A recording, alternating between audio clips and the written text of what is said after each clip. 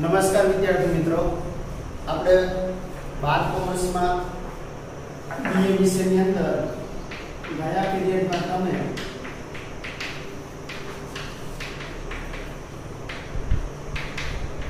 પાઠ 1 જે છે સંચાલનનું સ્વરૂપ અને મહત્વ, એમાં છેલ્લે સંચાલનના જે કાર્ય વિસ્તારો કહેવાય એ કાર્ય વિસ્તારો વિશે તમે અભ્યાસ કરી લીધો છે। હવે આજે આપણે એક નવા પાઠની શરૂઆત કરીએ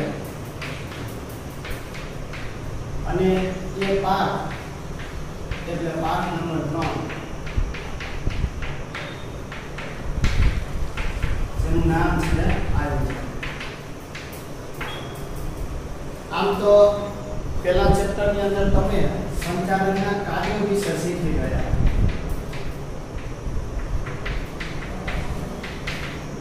અને આ જ કાર્યોમાંનું એક કાર્ય એટલે આયોજન।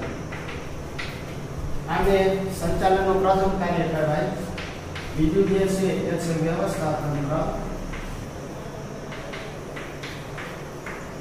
ત્યાર પછી કર્મચારી વ્યવસ્થા,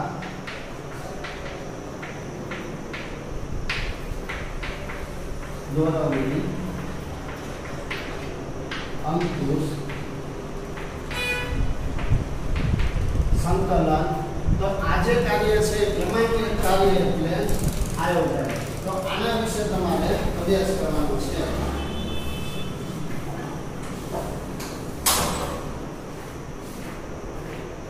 હવે આયોજન કોને કહેવાય એ તમે શીખી ગયા છો કે સૌથી પહેલા હકીકતોની પસંદગી કરવામાં આવે, એ કરી લીધા પછી જે કાંઈ કાર્ય છે એનું મૂલ્યાંકન કરવામાં આવે, પડતર કરવામાં આવે, એ માટેનું પૂર્વ અનુમાન એટલે આયોજન।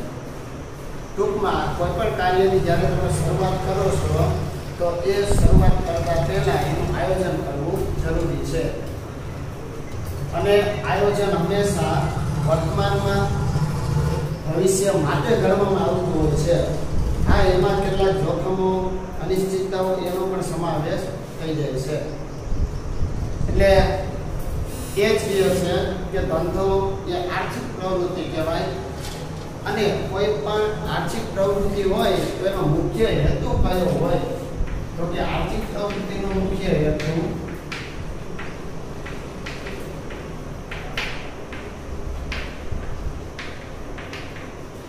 એ છે નફાનો। એનો મતલબ એવો થયો કે ધંધાનો પણ મુખ્ય હેતુ કયો હશે તો કે નફાનો જ હોય। આ માટે જેટલા પણ ધંધાકીય એકમો છે એને પ્રવૃત્તિ કરવી પડે છે। પ્રવૃત્તિ કરવા માટે સંપૂર્ણ માહિતી મેળવવી પડે, એ માટેની અગાઉથી વિચારણા કરવી પડે। હવે પ્રવૃત્તિ માટે કેવી વિચારણા કરવી પડે તો કે પ્રવૃત્તિ કોણ કરશે, કયું કાર્ય કરવાનું છે, કાર્ય ક્યારે મતલબ કે કયા સમયે કરવાનું છે, કેવી રીતે એટલે કે માનવ શ્રમની કેટલી જરૂર છે, કયા યંત્રનો ઉપયોગ છે, કાચો માલ કેવો વાપરવો પડશે, કેટલા પ્રમાણમાં મતલબ કે તે ઉત્પાદન છે એનો જથ્થો કેટલો રાખવો છે। આવી ભવિષ્ય અંગેની વિચારણા જ્યારે વર્તમાનમાં કરવામાં આવે એને આપણે આયોજન કહીશું। આયોજન એ સાર્વત્રિક છે। સાર્વત્રિકનો મતલબ એવો થાય કે દરેક જગ્યાએ જોવા મળે છે, માત્ર ધંધાકીય એકમ જ નહીં પરંતુ યુદ્ધનું મેદાન, રમતગમતનું મેદાન, રાજકારણ, ધાર્મિક ક્ષેત્ર, સામાજિક ક્ષેત્ર, આમ કોઈ પણ ક્ષેત્રમાં તમને આયોજન જોવા મળશે। એનો મતલબ એવો થયો કે આયોજનને આપણે કેવી પ્રક્રિયા કહી શકીએ તો કે આયોજન એ સાર્વત્રિક પ્રક્રિયા છે, મતલબ કે દરેક ક્ષેત્રમાં જોવા મળે છે। હવે આપણે એની ચોક્કસ અમુક એવી વ્યાખ્યાની વાત કરીએ કે જે તમારે ચેપ્ટર નંબર 1 માં નહોતી પણ આની અંદર આપેલી છે। એમાં સૌથી સરળ જે વ્યાખ્યા હોય તો એ છે ડોક્ટર બિલી ગોયર્સની। અમને એના જણાવ્યા પ્રમાણે કે ભાઈ આયોજનની પ્રક્રિયા એટલે શું? તો કે આયોજનનું કાર્ય એટલે પસંદગીનું કાર્ય.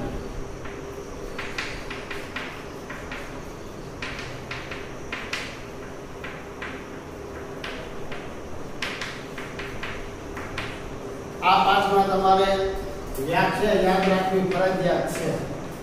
કેમ ફરજિયાત છે? તો એનું કારણ છે કે તમને આ પાઠમાંથી 5 ગુણના પ્રશ્ન પૂછાશે જ. હવે પ્રશ્ન આવી રીતે તમને પૂછી શકે કે ભાઈ આયોજન એટલે શું?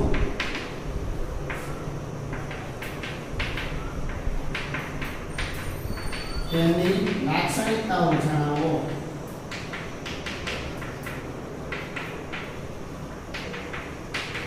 હવે એવા સંજોગોમાં આયોજન એટલે શું એનો મતલબ એવો થયો કે તમારે એની કોઈ પણ એક વ્યાખ્યા યાદ રાખવી પડે. એમાં સરળમાં સરળ જો કોઈ વ્યાખ્યા હોય તો એ છે ડોક્ટર બિલી ઓયટ્સની વ્યાખ્યા. આયોજનનું કાર્ય એટલે પસંદગીનું કાર્ય. એના પછી જ્યોર્જ ટેરીની વ્યાખ્યા જો વાત કરીએ આપણે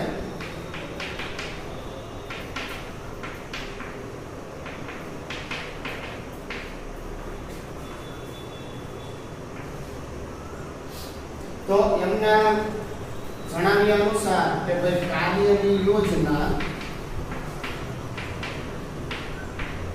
એટલે સૌથી પહેલા જો આનો પણ તમને એ જ કીધું છે કે પરિણામોની પૂર્વ વિચારણા.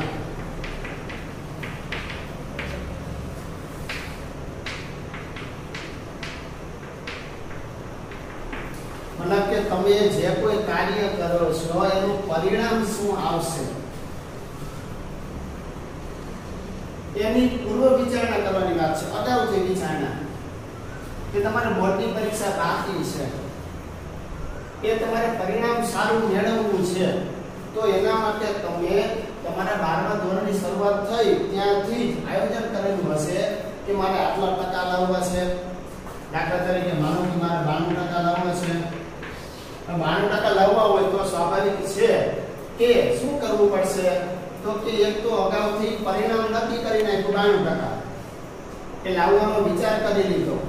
વિચાર કરી લીધા પછી શું કરવું પડે? તમારે એના માટે મહેનત કરવી પડે. એટલે એ જ કહે છે કે ભાઈ પૂર્વ વિચારણા પછી કાર્યને અનુસરવાની નીતિ.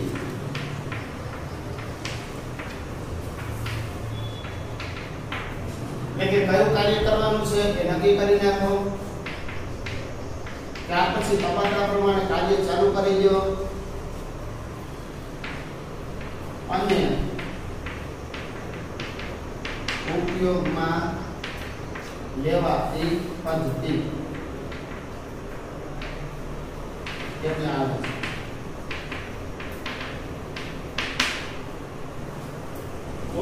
તબક્કાવાર તમે આગળ વધો. જે તે વિષયની તૈયારીની શરૂઆત કરી દો.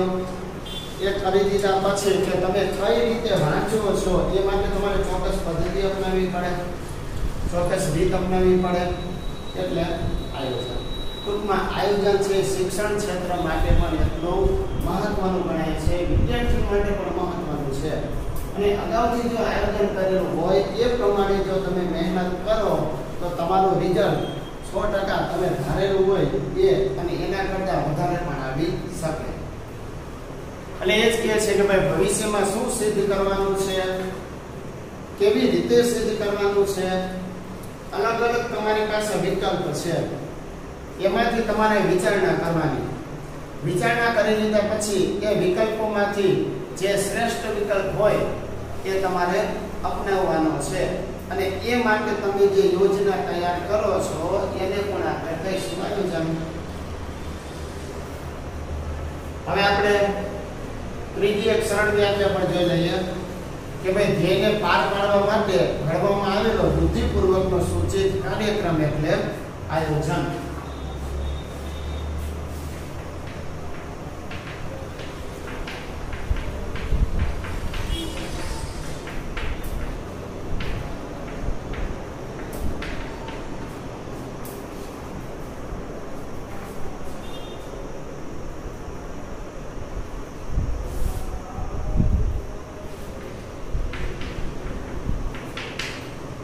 ઘડવામાં આવેલો બુદ્ધિપૂર્વકનો સૂચિત કાર્યક્રમ કેટલા આવે છે? હવે અહીંયા તમારી સામે 3 વ્યાખ્યા છે પ્લસ પહેલા ચેપ્ટરમાં જે આવી હતી એ વ્યાખ્યા, કુલ 4 વ્યાખ્યા થઈ. આ 4 માંથી કોઈ પણ એક વ્યાખ્યા તમે એના અર્થની અંદર લખી શકો છો.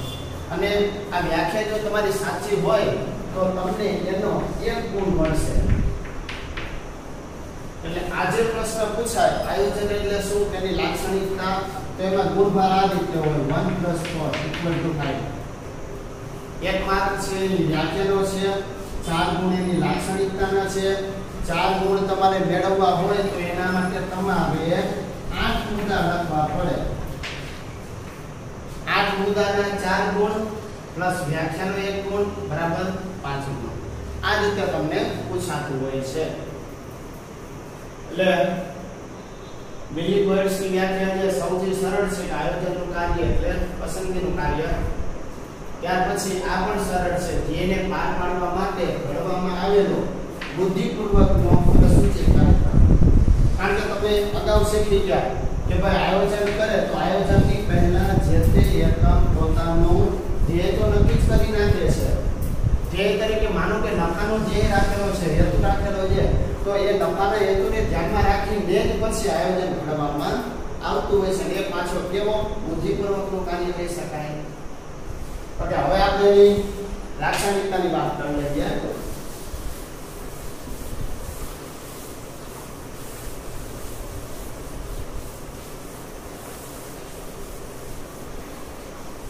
ખાસ તો તમારે મુદ્દાની તૈયારી કરવી,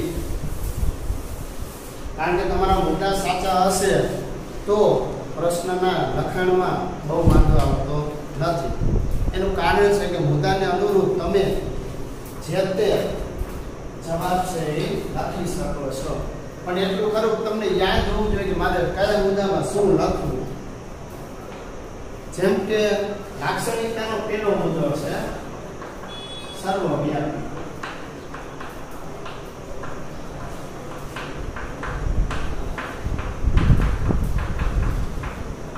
અથવા અહીંયા લક્ષણો શબ્દ પણ વાપરી શકાય અથવા સ્વરૂપ શબ્દ પણ વાપરી શકાય.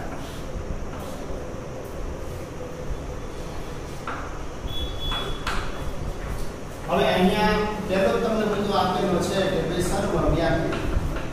હવે આ સર્વવ્યાપી વિશે મેં તમને પ્રસ્તાવનાની અંદર પણ કહી દીધું કે સર્વવ્યાપીનો મતલબ શું થાય? એ દરેક ક્ષેત્રમાં જોવા મળે. હવે દરેક ક્ષેત્ર એટલે કયા? તમે નામ નથી નાખવાના કે ધંધાકીય એકમ, રાજકારણ, યુદ્ધનું મેદાન, રમતગમતનું મેદાન, ધાર્મિક, સામાજિક વગેરે વગેરે. એટલે તમે આમાં આ રીતે લખી શકો આયોજન સર્વવ્યાપી છે કારણ કે આયોજન દરેક ક્ષેત્રમાં જોવા મળે છે. આયોજન એ માત્ર ધંધાકીય એકમમાં નહીં પરંતુ રાજકારણ, યુદ્ધનું મેદાન, રમતગમતનું મેદાન, ધાર્મિક ક્ષેત્ર, સામાજિક ક્ષેત્ર, આર્થિક ક્ષેત્ર દરેક ક્ષેત્રમાં જોવા મળે છે. મતલબ કે આયોજન સર્વવ્યાપી છે, દરેક જગ્યાએ ફેલાયેલું છે. ત્યાર પછી કે સર્વપ્રથમ કાર્ય.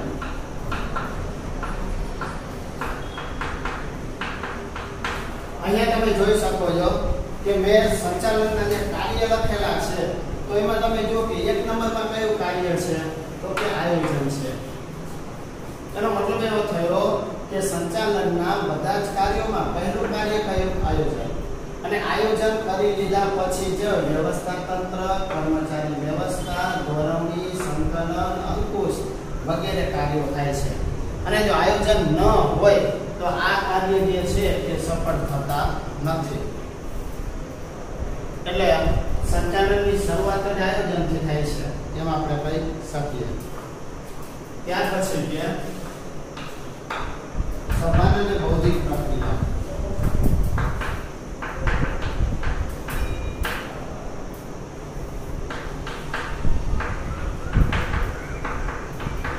કારણ બૌદ્ધિક આપણે એ અર્થમાં કહી શકીએ કે આમાં જેટલા પણ નિર્ણયો હોય એ કઈ રીતે લેવા પડે, તો કે નિર્ણયો સભાનતાપૂર્વક લેવા પડે.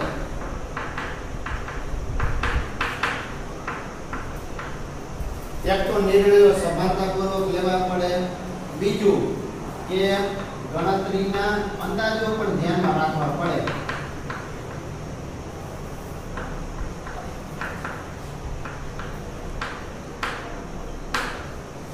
આ મુદ્દાની અંદર તમારે ખાસ તો આ બે જ શબ્દ યાદ રાખવાના. નિર્ણયો સભાનતાપૂર્વક હોવા જોઈએ અને ગણતરીના અંદાજો હોવા જોઈએ. એને આધારે પછી જે તે નિર્ણય લેવામાં આવશે. આ માટે આપણે કહી શકીએ કે આયોજન સભાન અને બૌદ્ધિક પ્રક્રિયા છે. ટૂંકમાં આમાં તમે આ શબ્દ બધા યાદ રાખો. બીજા મુદ્દાની અંદર તમે અહીંયા જે નામ લખ્યા એ નામ યાદ રાખો. પણ લખવું પડે કેવું કે આયોજન એ પ્રથમ કાર્ય છે, સંચાલનની શરૂઆતનું કાર્ય છે. ત્રીજા મુદ્દામાં માત્ર તમે નિર્ણયો કેવી રીતે લેવાય, સભાનતાપૂર્વક લેવાય અને ગણતરીના અંદાજોને ધ્યાનમાં રાખીને. ત્યાર પછી કે પરિવર્તનશીલતા.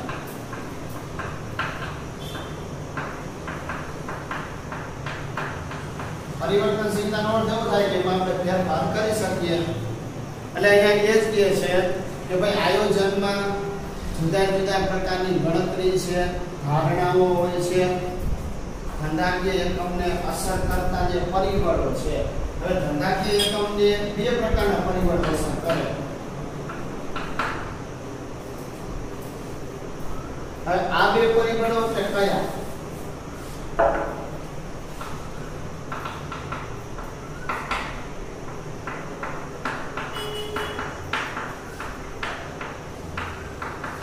એક તો આંતરિક પરિબળ હોય જે ધંધાકીય એકમની અંદરના પરિબળો કહી શકાય. કર્મચારીની ભરતી, પસંદગી, હડતાલ પડવી આ બધા આંતરિક પરિબળ કહેવાય. અને બીજું જે છે એ છે બાહ્ય પરિબળ. સરકારના કાયદાઓ છે, તેજી મંદી છે, કોઈ આકસ્મિક ઘટનાઓ બની જતી હોય, આ બધા બાહ્ય પરિબળ કહેવાય. એટલે કે જ્યારે પણ આયોજન ઘડવામાં આવે ત્યારે અલગ અલગ પ્રકારની ગણતરી ધ્યાનમાં લેવી પડે. ધારણાઓ કરવામાં આવી હોય, આયોજનને અસર કરતા જે બાહ્ય પરિબળો છે એમાં જ્યારે ફેરફાર થાય તો સમય, સંજોગો અને પરિસ્થિતિ મુજબ જે આયોજન અગાઉ નક્કી કરેલું હોય એમાં પણ ફેરફાર કરવો પડે છે. એનો મતલબ એવો થયો કે આયોજન એ પરિવર્તનશીલ છે, જડ નથી. આયોજન પરિવર્તનશીલ છે, જડ નથી. સમય, સંજોગો, પરિસ્થિતિ પ્રમાણે તેમાં ફેરફાર થઈ શકે.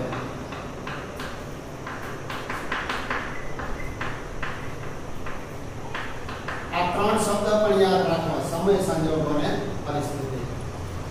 બીજું કે જો તમને પૂછવામાં આવે કે આયોજનની પૂર્વ શરત કઈ છે,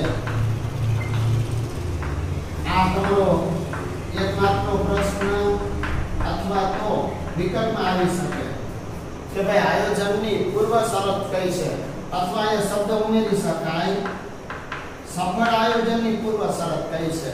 તો આનો તમારો જવાબ આવશે પરિવર્તનશીલતા. કારણ કે જે આયોજન જડ છે, જડ એટલે શું? એમાં ફેરફાર થતો હોય નહીં. એક વખત બની ગયું આયોજન, પછી એ જ આયોજન પ્રમાણે ચાલવાનું, સમય, સંજોગો, પરિસ્થિતિ બદલાય છતાંય જો આયોજનમાં ફેરફાર ન થાય એ જડ કહેવાય. પણ અહીંયા એવું નથી. જો આયોજનને સફળ બનાવવું હોય તો સમય, સંજોગો, પરિસ્થિતિ પ્રમાણે પરિવર્તનશીલતા એમાં જરૂરી છે. હવે પાંચમી લાક્ષણિકતા છે ચોકસાઈ.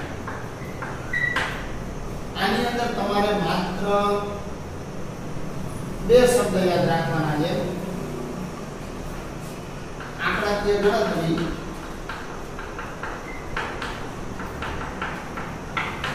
અને જરૂરી માહિતી. ટૂંકમાં આયોજન ભવિષ્ય માટે હોય છે.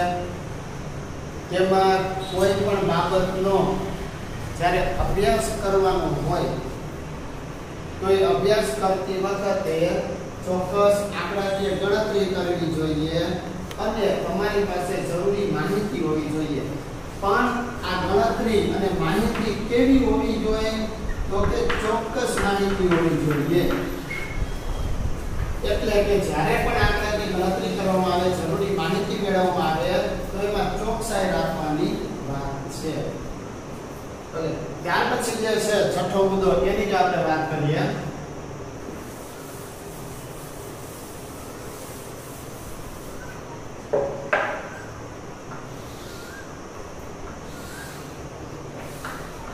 અને એ છે પૂર્વ અનુમાન અનિવાર્ય.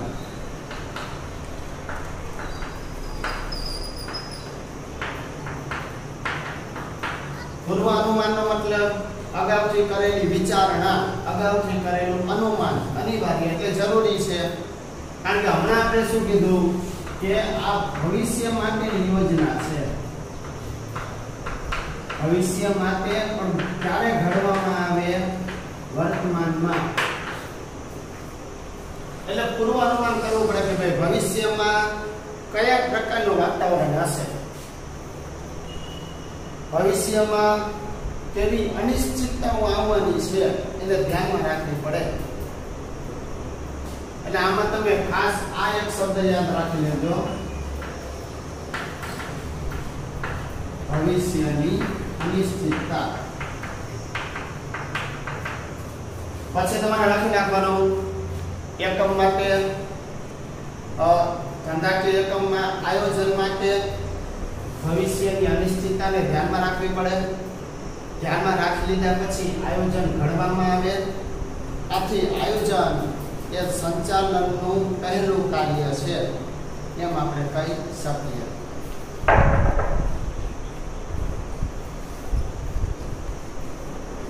ત્યાર પછી જે મુદ્દો છે એ છે વિકલ્પોની યાદી.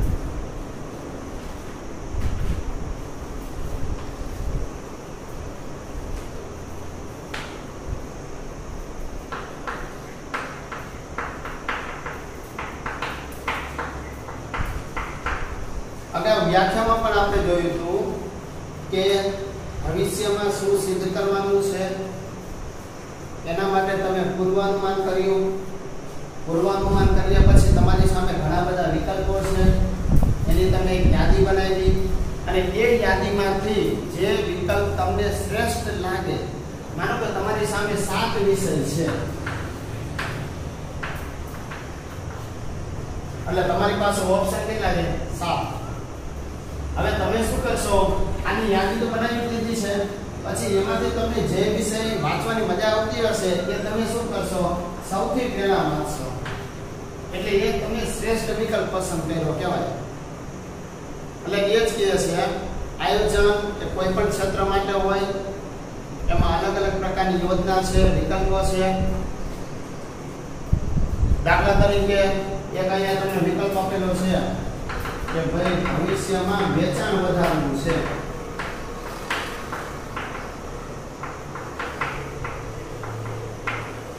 આ તમને એક લક્ષ્યાંક આપી દીધો, હેતુ એક નક્કી કર્યો કે ભાઈ ભવિષ્યમાં વેચાણ વધારવું છે.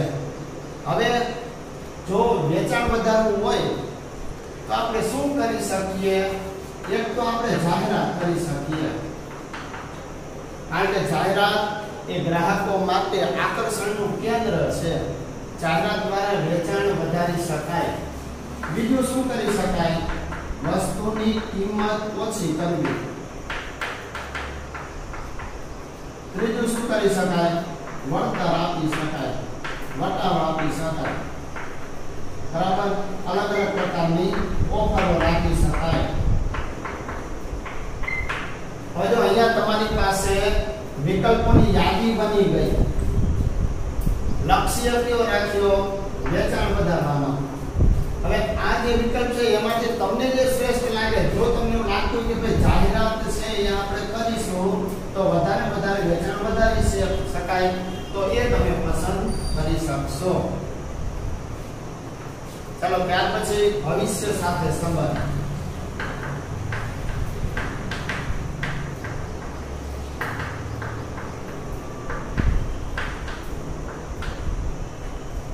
આખા પાઠની અંદર આ શબ્દ આવશે.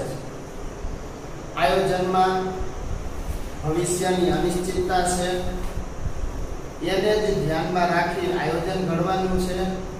ટૂંકમાં ભવિષ્યનું વર્તમાનમાં મૂલ્યાંકન કરવાની વાત છે અને એ માટે જરૂરી વ્યવસ્થા પણ કરવી પડે. નો મતલબ એવો થયો કે આયોજન ભવિષ્ય સાથે સંબંધ ધરાવે છે. ત્યાર પછી જો આપણે વાત કરીએ તો સતત પ્રક્રિયા.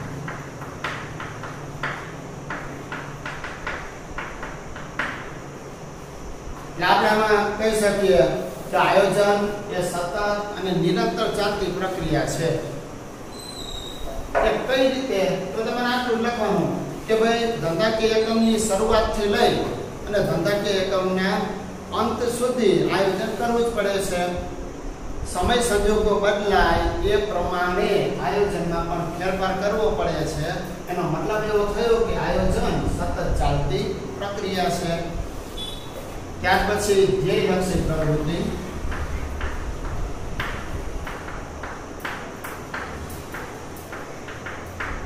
ધ્યેયલક્ષી પ્રવૃત્તિ એટલા માટે કહી શકીએ કે ભવિષ્યમાં નક્કી કરેલા ધ્યેયને પાર પાડવા માટે વર્તમાનમાં આયોજન ઘડવામાં આવે છે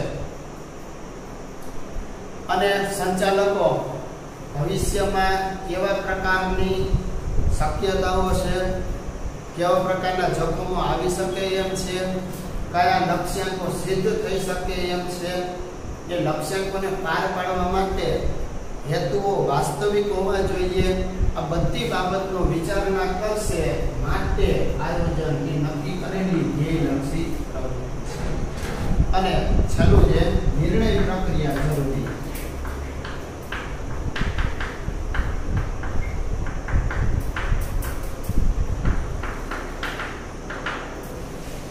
એટલે કે આયોજન એટલે શું? તો કે શ્રેષ્ઠ વિકલ્પોની પસંદગી. અલગ અલગ પ્રકારના હમણાં કીધું ઘણા બધા તમારી સામે વિકલ્પો હોય. એ માટે તમારે પૂર્વ વિચારણા કે ધારણા કરવી પડે. કરી લીધા પછી તમને જે સારો વિકલ્પ લાગતો હોય એની તમે પસંદગી કરી શકો અને એ આધારે પછી નિર્ણય લેવામાં આવતો હોય છે. એટલે કહી શકાય આયોજન નિર્ણય લેવા માટે જરૂરી છે. આમ અહીંયા તમને કુલ 11 મુદ્દાઓ આપેલા છે. જો તમને માત્ર લાક્ષણિકતા પૂછે, એનો અર્થ ન પૂછે તો તમારે 10 મુદ્દા લખવા પડે. પણ જો અર્થ પૂછે અને લાક્ષણિકતા પૂછે તો તમારે 8 મુદ્દા લખવા પડે. પણ એવો નિયમ નથી કે પહેલા 8 મુદ્દા લખવા. અહીંયા તમને 11 જે મુદ્દા આપેલા છે એ 11 માંથી તમને જે સારા સરળ યાદ રહી જાય એવા હોય એમાં તમે કોઈ પણ 8 મુદ્દા લખી શકો. 8 મુદ્દા લખો પ્લસ વ્યાખ્યા લખો તો પૂરેપૂરા 5 માર્ક મળી જાય છે. હવે મુદ્દામાં એક વખત ફરીથી ધ્યાન આપી લ્યો. સર્વવ્યાપી પ્રક્રિયા, સર્વપ્રથમ કાર્ય, સામાન્ય ભૌતિક પ્રક્રિયા, પરિવર્તનશીલતા, ચોકસાઈ, પૂર્વ અનુમાન અનિવાર્ય, વિકલ્પોની યાદી, ભવિષ્ય સાથે સંબંધ, સતત પ્રક્રિયા, ધ્યેયલક્ષી પ્રવૃત્તિ, નિર્ણય પ્રક્રિયા માટે જરૂરી છે.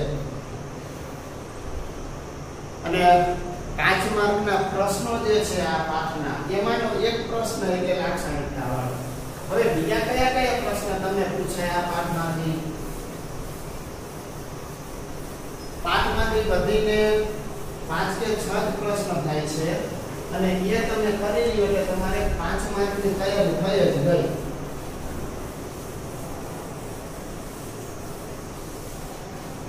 તો એક પ્રશ્ન મેં તમને કહી દીધો. હવે આયોજન એટલે શું તેની લાક્ષણિકતા જણાવો.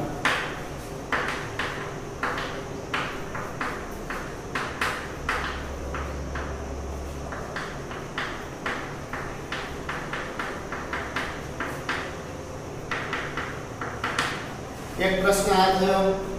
બીજો જે પ્રશ્ન છે એ છે આયોજનની મર્યાદાઓ જણાવો.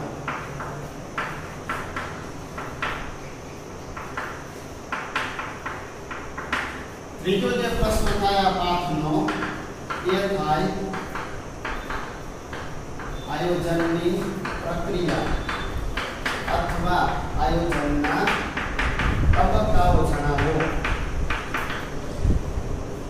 ત્યાર પછી ચોથો જે પ્રશ્ન છે એ થાય યોજનાના પ્રકારો જણાવો.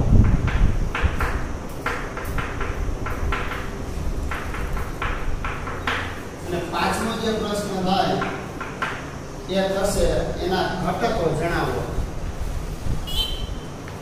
આયોજનના ઘટકો જણાવો.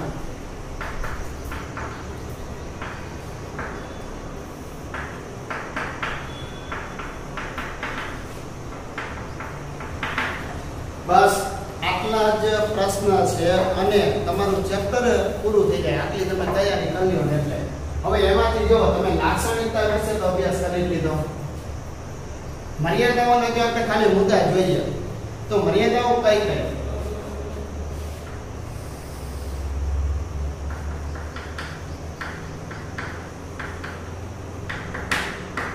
એમાં પેલું છે કે ભાઈ ભાવિની અનિશ્ચિતતા. અત્યારે માત્ર તમારે મુદ્દાઓ અભ્યાસ કરવાનો છે, વિગતવાર અભ્યાસ પછી કરવાનો. ત્યાર પછી કે ખર્ચાળ પ્રક્રિયા, લાંબી પ્રક્રિયા.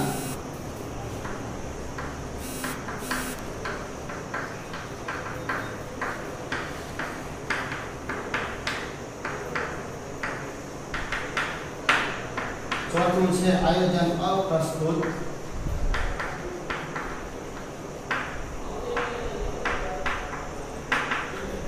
પાંચમી જે મર્યાદા છે તે છે જડતા પ્રેરે. છઠ્ઠી જે મર્યાદા છે તે છે બાહ્ય પરિબળોની અનિશ્ચિતતા.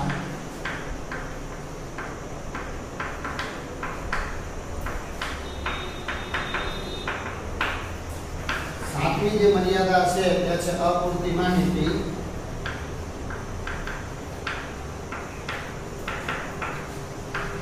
ત્યાર પછી આઠમી કર્મચારીઓની કાર્ય સર્જનાત્મકતામાં અવરોધ.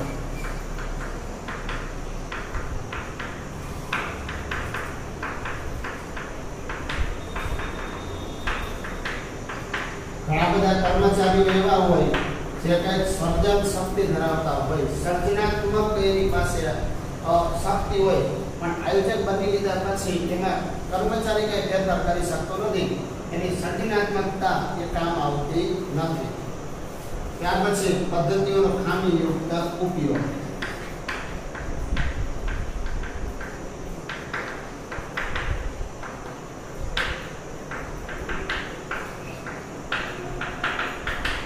આ 9 જે મર્યાદા છે.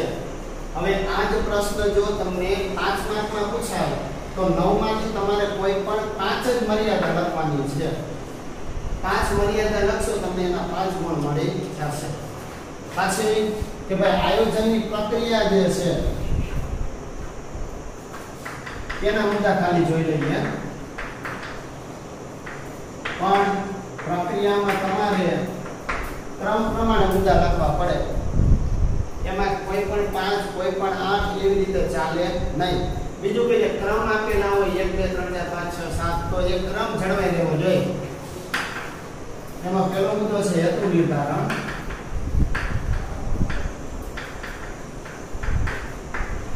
બીજું છે કે આયોજનના આધાર સ્પષ્ટ કરવા.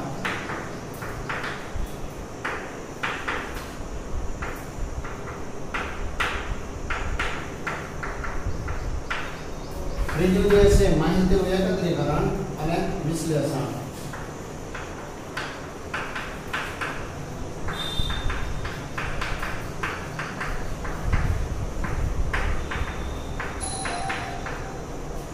ચોથું જે છે તે છે વૈકલ્પિક યોજના તૈયાર કરવી.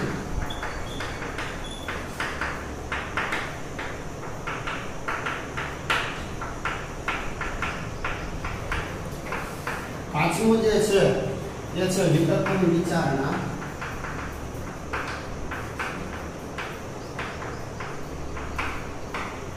છઠ્ઠું જે છે બરાબર ગૌણ યોજનાની વાત છે. ચોક્કસ યોજના સ્વીકારવી, ગૌણ યોજનાનું ઘડતર અને ચકાસણી.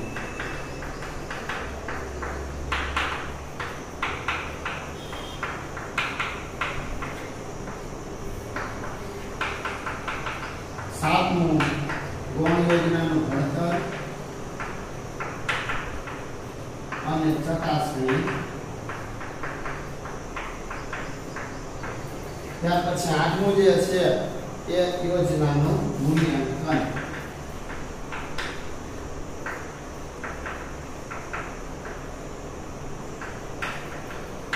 આ મુદ્દા તમારે ફરજિયાત ક્રમ પ્રમાણે લખવા પડે.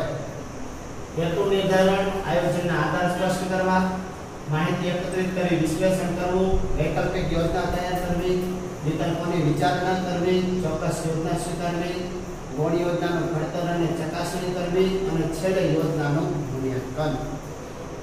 પછી યોજનાના પ્રકાર છે એ 6 આવશે. કાયમી યોજના, વ્યૂહાત્મક યોજના, સુનિયોજિત યોજના, કાર્યકારી યોજના, એક ઉપયોગી યોજના, આકસ્મિક યોજના.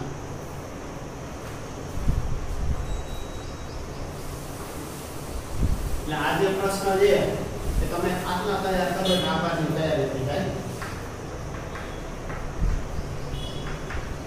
યોજનાના પ્રકારો: કાયમી યોજના, સુનિયોજિત યોજના,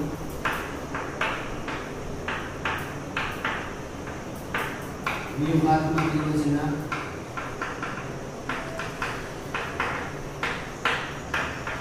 આકસ્મિક યોજના,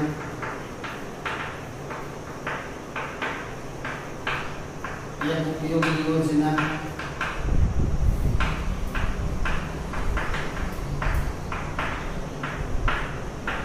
અને છેલ્લું જે છે એ છે કાર્યકારી યોજના.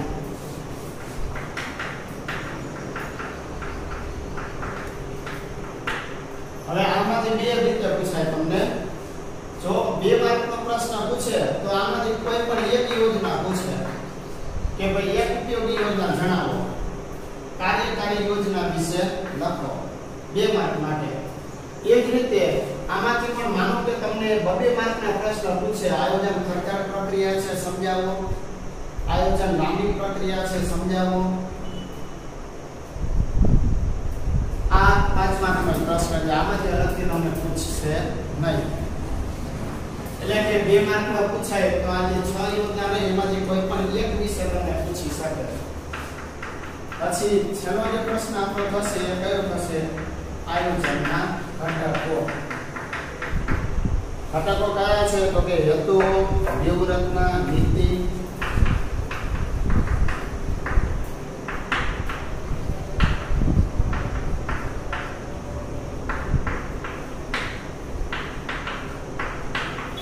ચોથું જે છે પદ્ધતિ અથવા વિધિ,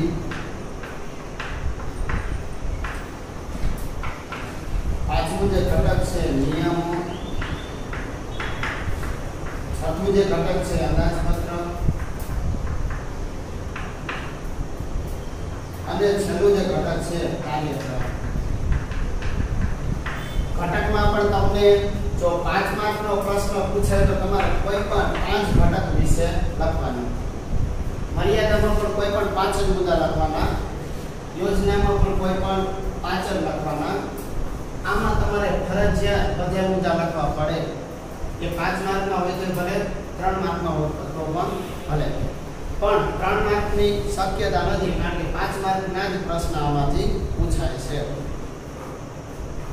2 માર્કના પૂછાય તો હમણાં તમને કીધા કે પ્રશ્નોની તમારે તૈયારી રાખવાની. હવે આપણે લાક્ષણિકતા પછી એક એના મહત્વની વાત કરી લઈએ કે આયોજન મહત્વપૂર્ણ કહી શકાય, ભવિષ્યની રૂપરેખા કહી શકાય, કોઈ પણ ક્ષેત્રમાં જરૂરી છે, એ સરકારી ક્ષેત્ર હોય, ખાનગી ક્ષેત્ર હોય કે બીજું કોઈ પણ ક્ષેત્ર હોય, અને ભારતમાં આયોજનનું મહત્વ સ્વીકારી કેન્દ્ર સરકારે આપણે યાદ રાખી લેજો શેની રચના કરી છે તો એ નીતિ આયોગની. હવે આ જે નીતિ આયોગ છે એ પહેલા આયોજન પંચ તરીકે ઓળખાતું હતું. આયોજન પંચનું જ બીજું નામ, નવું નામ એટલે નીતિ આયોગ. એની રચના કોણે કરી? કેન્દ્ર સરકારે. હવે એના મહત્વમાં પેલું છે કે બધી પ્રવૃત્તિ વ્યવસ્થિત ચાલે છે. બીજું, સાધનોનો બગાડ અટકાવી શકાય. ત્રીજું, અનિશ્ચિતતા ઘટાડી શકાય. ચોથું, ચોકસાઈ વધે. પાંચમું, ધ્યેય સિદ્ધિ સરળ બને. છઠ્ઠું, કાર્યોમાં સરળતા રહે. સાતમું, કર્મચારીનો સહકાર મેળવી શકાય. આઠમું, અંકુશ રાખી શકાય. નવમું, સંકલન સાધી શકાય. એટલે તમે ટૂંકમાં આમ યાદ રાખી શકો, બધી પ્રવૃત્તિ વ્યવસ્થિત ચાલે, સાધનોનો બગાડ અટકાવી શકાય, અનિશ્ચિતતા ઘટાડી શકાય, ચોકસાઈ વધારી શકાય, ધ્યેય સિદ્ધિ સરળ બને, કર્મચારીનો સહકાર મળે, કાર્ય સરળ થઈ જાય, અંકુશ રાખી શકાય અને પ્રવૃત્તિઓ વચ્ચે સંકલન સાધી શકાય. તે આયોજનનું. હવે નેક્સ્ટ પીરિયડમાં આપણે આયોજનની મર્યાદાથી વિગતવાર વાત કરીશું. મર્યાદા પછી પ્રક્રિયા આવશે, પ્રક્રિયા પછી યોજનાઓના પ્રકાર આવશે, એના પછી છેલ્લે આયોજનના આવશે.